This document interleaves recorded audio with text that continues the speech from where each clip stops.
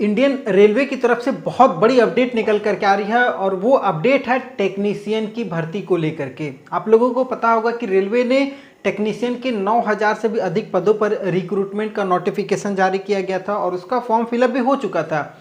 फिर बाद में पता चला कि अगस्त में जो भर्ती 9000 पे आई थी वो भर्ती बढ़ करके 14000 हो गई है टोटल ऑल ओवर इंडिया पे। अब रेलवे के सामने बहुत बड़ा सवाल था कि जो बच्चे आवेदन फॉर्म को नहीं भर पाए थे या बहुत ऐसे लोग थे जो आवेदन छूट गए थे या फिर बहुत ऐसी परेशानियां थी, उन लड़कों को ध्यान में रख करके रेलवे एक बार फिर से आपको नई अपॉर्चुनिटी दे रहा है। और आप अगर अभी तक इस फॉर्म को नहीं भरे हैं तो नया डेट जारी हुआ है, अब आप इस फॉर्म को दोबारा भर सकते हैं। जिन्होंने फॉर्म पहले से भर दिया है उनको फॉर्म भरने की ज़रूरत नहीं है। तो क्या क्या अपडेट निकल करके आया है, फॉर्म कब से भरा जाएगा, वो सब सारी चीज़ें आपको इस वीडियो में देखने को मिलेंगी। तो रिक्रूटमेंट कहाँ से थी? आरआरबी रेलवे रिक्रूटमेट बोर्ड, रेलवे में टेक्नीशियन का जो पद था और इस साल का जो सबसे बड़ा नोटिफिकेशन था, नोटिफिकेशन नंबर CEN 02/2024 का ये दूसरा नोटिफिकेशन था, जिसमें अभी जो टोटल सीट हो गई है वो 14,000 से 14,298 टोटल सीट है, जिसमें टेक्नीशियन ग्रेड 1 सिग्नल का पोस्ट था और एक टेक्नीशियन ग्रेड 3 का पोस्ट था। इन दोनों पोस्ट पर रिक्रूटमेंट निकाली गई थी। अब जो नया डेट निकल करके आया है, अप्लाई डेट की अगर मैं बात करूंगा तो ये अप्लाई डेट अब होगा 2 अक्टूबर से। 2 अक्टूबर से लेकर के 16 अक्टूबर तक आप इस फॉर्म को भर सकते हैं। मतलब ये आवेदन अब रीओपन हो रहा है। रीओपन मतलब दोबारा आप इस फॉर्म को भर सकते हैं जिन्होंने भी इस फॉर्म को नहीं भरा था, क्योंकि सीट बहुत ज़्यादा बड़ी है, 9000 से सीधा 14,298 हो गया है। फॉर्म फी की बात करेंगे तो जनरल OBC वालों को 500 रुपये लगेगा, जबकि SC ST वालों को 250 रुपये लगेगा और ये रिफंडेबल है। 500 वालों को और 400 रुपये रिफंड हो जाएगा, 100 रुपये आपका कटेगा, जबकि SC ST वालों को पूरा रिफंड हो जाता है, ये आपको पता होगा। आगे बात करते हैं सैलरी। तो सैलरी बहुत तगड़ी है रेलवे में, मैं सैलरी की बात ना करूँ तो ज़्यादा बेहतर रहेगा। आपको पता है गवर्नमेंट जॉब है और भारतीय रेलवे जो फैसिलिटी और जो सैलरी देती है उसके बारे में ना बात किया जाए तो ठीक है। आगे एज की बात करेंगे। एज बहुत महत्वपूर्ण है, समझ लीजिएगा एज में क्या बदलाव हुआ है।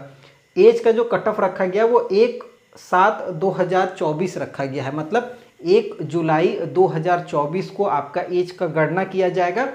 अब अगर इस डेट तक आपका जो भी एज मांगा गया है वो पूरा कर लेते हैं तब तो आप इस फॉर्म को भर सकते हैं, एलिजिबिलिटी रखते हैं। तो क्या क्या है? टेक्नीशियन ग्रेड 1 सिग्नल के पोस्ट पर अगर आप आवेदन करना चाहते हैं तो आपको एज 18 से 36 साल के बीच में होना चाहिए। ठीक है, अब 18 कब पूरा हो गया हो? जुलाई में, अगर 1 जुलाई को आपका 18 हो गया था तो आप इस फॉर्म को भर सकते हैं। 1 जुलाई को 36 साल से ज़्यादा नहीं एज होना चाहिए तो आप इस फॉर्म को भर सकते हैं। अब यहाँ पर बात करते हैं एजुकेशन की। कौन कौन सी एजुकेशन चाहिए, कौन कौन लोग इस फॉर्म को भर सकते हैं? तो अगर आप टेक्नीशियन ग्रेड 1 सिग्नल में जाना चाहते हैं तो आप डिप्लोमा या फिर बीटेक या फिर अगर आप BSc वगैरह कोई ऐसा डिग्री बैचलर कोर्स किए हुए हैं तो आप इस फॉर्म को भर सकते हैं। वो कोर्स आपका फिजिक्स से हो या इलेक्ट्रॉनिक्स से हो या कंप्यूटर साइंस हो या फिर इंफॉर्मेशन टेक्नोलॉजी हो, इनमें से आप किसी में भी, चाहे वो डिप्लोमा हो, इंजीनियरिंग हो या बैचलर डिग्री हो, इन सब्जेक्ट में से किसी में भी आपने अगर किया हुआ है तो आप इस फॉर्म को भर सकते हैं। टेक्नीशियन ग्रेड 1 सिग्नल में आप इस फॉर्म को भर सकते हैं। अब अगर आपने इस कोर्स को नहीं किया हुआ है और आप केवल 10th प्लस ITI हैं और या तो फिर आप 10th के साथ साथ अप्रेंटिसशिप किए हुए हैं। अप्रेंटिसशिप मैंने बहुत बार बोला है कि आप रेलवे का कोई भी अप्रेंटिसशिप निकलता है तो आप उसको ज़रूर कर लीजिए, वो आपको बेनिफिट देता है। टेक्नीशियन की रिक्रूटमेंट में आपको आने वाले ग्रुप D के भर्ती में भी इसका आपको फ़ायदा मिलेगा। 20% सीटें अप्रेंटिस वाले के लिए रिजर्व होती है। तो आप इस फॉर्म जो अप्रेंटिस का रेलवे का जो भी आता है उस फॉर्म को ज़रूर भरा कीजिए। तो टेक्नीशियन ग्रेड 3 में अगर मैं बात करूंगा तो इसमें 18 से 33 साल एज मांगा गया। एज आपका वही होगा, 1/7/2024 को 18 साल पूरा हो गया है तो आप इस फॉर्म को भर सकते हैं। 33 साल से ज़्यादा नहीं होना चाहिए। और एजुकेशन 10th या ITI, 10th के साथ साथ ITI, 8वीं वाले ITI जो करते हैं वो नहीं, 10th के साथ ITI या फिर अप्रेंटिसशिप आपने किया हो 10th के बाद ITI करके अप्रेंटिसशिप करेंगे तो आप इस फॉर्म को भर सकते हैं। तो ये बेसिक हो गया।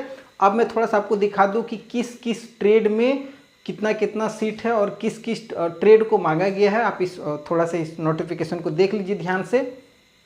यहाँ पर अगर आप ध्यान देंगे तो रेलवे का CEN 02/2024 रिक्रूटमेंट फॉर टेक्नीशियन पदों के लिए जो अडेंडम नंबर 2 जारी किया गया है, ये टेक्नीशियन ग्रेड 3 के लिए जारी किया गया है। यहाँ पर आप थोड़ा सा ध्यान से देखिएगा तो आपको देखने को मिल जाएगा। यहाँ पर देखिए बताया गया है कि 9,144 जो भर्ती थी उसको बढ़ा करके 14,298 कर दिया गया है। ये पूरी यहाँ पर आप जानकारी देख सकते हैं। उसके बाद अगर आप थोड़ा सा नीचे आएंगे तो नीचे आपको देखिए आवेदन का जो डेट है यहाँ पर बताया गया है कि 2 अक्टूबर से लेकर के आप 16 अक्टूबर तक इस आवेदन फॉर्म को भर सकते हैं। आवेदन फॉर्म भरने का डेट आपको यहाँ पर दिख गया है। उसके बाद अगर आप थोड़ा सा और नीचे आएंगे तो मॉडिफिकेशन के लिए देखिए यहाँ पर बताया गया है मॉडिफिकेशन आप 17 अक्टूबर से लेकर के 21 अक्टूबर तक मॉडिफिकेशन भी कर सकते हैं इस आवेदन फॉर्म में रेलवे का टेक्नीशियन पद के लिए। उसके बाद नीचे अगर आप आएंगे तो यहाँ पर आपको देखिए हेल्प डेस्क भी बताया गया है। अगर कोई परेशानी हो तो आप इस नंबर पर कॉन्टैक्ट कीजिए, इस मेल ID पर भी आप कॉन्टैक्ट कर सकते हैं। उसके बाद अगर आप नीचे आएंगे तो नीचे आपको देखने को मिल जाएगा कि किस पोस्ट में क्या क्या एजुकेशन मांगा गया है। तो एजुकेशन के लिए हम लोग थोड़ा सा यहाँ पर बात कर लेते हैं, इम्पॉर्टेंट है। एजुकेशन में आप देखेंगे कि टेक्नीशियन ग्रेड 3 टेली कम्युनिकेशन के लिए अगर आप आवेदन करते हैं तो यहाँ पर देखिए बताया गया मैट्रिकुलेशन के साथ साथ ITI होना चाहिए आपका। ITI किससे बोला गया है? इलेक्ट्रीशियन से, इलेक्ट्रॉनिक से, मैकेनिक से, वायरमैन से। और यहाँ पर आप देखिएगा अगर आप 10th के साथ अप्रेंटिसशिप भी किए हुए तो आप इस फॉर्म को भर सकते हैं। तो ये बेसिक एजुकेशन यहाँ पर मांगा गया है। उसके बाद अगर आप थोड़ा सा और नीचे आएंगे तो नीचे आप देख सकते हैं टेक्नीशियन ग्रेड 3 कारपेंटर के लिए। कारपेंटर में यहाँ पर देखिए क्या बोला गया है कि आप अगर कारपेंटर से या फर्नीचर से आपने ITI किया हुआ है तो आप इस फॉर्म को भर सकते हैं। उसके बाद देखेंगे डीजल इलेक्ट्रिकल वर्कशॉप के लिए। यहाँ पर आप देखेंगे आपका जो ITI है, ITI आपका यहाँ पर mechanic, auto electric and electronics, wireman, electronics mechanic, mechanic power electronics से अगर आपने किया हुआ है तो आप इस फॉर्म को भर सकते हैं। उसके बाद अगर आप थोड़ा सा और नीचे आएंगे तो नीचे आपको देखने को मिलेगा टेक्नीशियन ग्रेड 3 इलेक्ट्रिकल। ये वाला थोड़ा सा ध्यान से देखिएगा, इलेक्ट्रिकल वाले जो बंदे इलेक्ट्रिकल से हैं यहाँ पर देखिएगा 10th के साथ साथ ITI इलेक्ट्रीशियन से या फिर वायरमैन से, इलेक्ट्रॉनिक से, मैकेनिक से या फिर मैकेनिक पावर से, इलेक्ट्रॉनिक उसके बाद मैकेनिक आप देख सकते हैं मेकाट्रॉनिक्स वगैरह से अगर आपने ITI किया हुआ तो आप इस फॉर्म को भर सकते हैं। उसके बाद अगर आप देखेंगे electrical power train lighting workshop के लिए अगर आप आवेदन करना चाहते हैं तो उसके लिए यहाँ पर देखिए जो ट्रेड बोला गया है वो ट्रेड आपको वायरमैन से अगर आपने ITI किया हुआ है, मैकेनिक किया हुआ है, HT/LT equipment and cable jointing का आपने किया हुआ है, उसके बाद इलेक्ट्रॉनिक्स मैकेनिक्स अगर आपने ITI किया हुआ तो आप इस फॉर्म को भर सकते हैं। उसके बाद अगर हम लोग थोड़ा सा और नीचे आएंगे तो नीचे आपको देख सकते हैं इलेक्ट्रॉनिक्स मैकेनिक वाले आवेदन कर सकते हैं। उसके बाद bridge workshop technician grade 3 bridge workshop में अगर आप जाते हैं तो यहाँ पर आपको फिटर वाले आवेदन कर सकते हैं, वेल्डर वाले भी कर सकते हैं। उसके बाद डीजल मैकेनिक वर्कशॉप में अगर आप जाते हैं आवेदन करने के लिए तो यहाँ पर फिटर वाले भी जाएंगे, मैकेनिक डीजल वाले भी जाएंगे, मैकेनिक रिपेयर एंड मेंटेनेंस और हेवी व्हीकल भी जा सकते हैं, मैकेनिक ऑटोमोबाइल वाले भी जा सकते हैं। तो इस तरीके से आप यहाँ पर आवेदन को कर सकते हैं। उसके बाद मैकेनिकल वर्कशॉप में अगर आप जाना चाहते हैं तो आपके लिए यहाँ पर फिटर वाले जा सकते हैं, वेल्डर वाले जाएंगे, मैकेनिस्ट जाएंगे, मैकेनिस्ट ग्राइंडर जाएंगे, मैकेनिक मेकाट्रॉनिक्स वाले, टर्नर वाले, operator advance machine tool, CNC programmer वाले भी आवेदन कर सकते हैं। तो सभी के लिए कुछ ना कुछ यहाँ पर अपॉर्चुनिटी रखी गई है। तो ये चीज़ आप यहाँ पर थोड़ा सा देख लीजिएगा।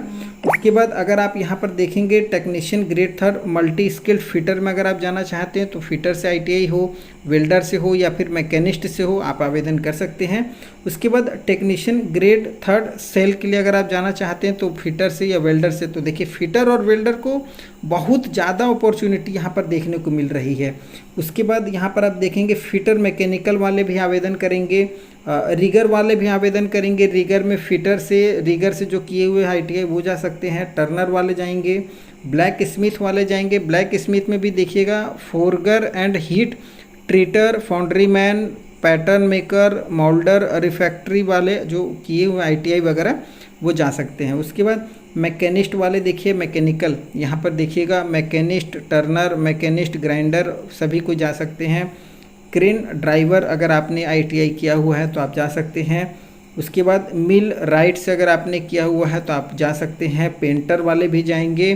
उसके बाद अगर आप नीचे आएंगे तो नीचे आपको देखने को मिलेगा work refrigeration and air conditioning वाले, उसके बाद ट्रिमर वर्कशॉप वाले, उसके बाद वेल्डर वाले, ये सभी कोई जा सकते हैं। वेल्डर में देखिए गैस वेल्डिंग और इलेक्ट्रिक वेल्डिंग सभी जा सकते हैं।